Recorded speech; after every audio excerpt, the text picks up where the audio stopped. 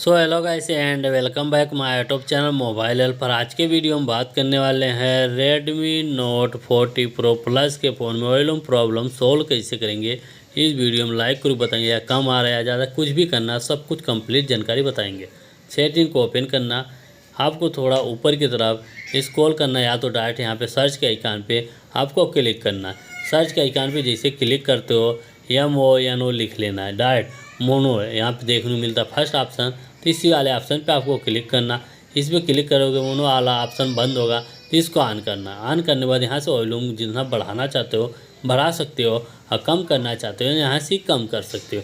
अगर हमारी वीडियो आपको यूजफुल लगे तो लाइक कीजिए और शेयर कीजिए।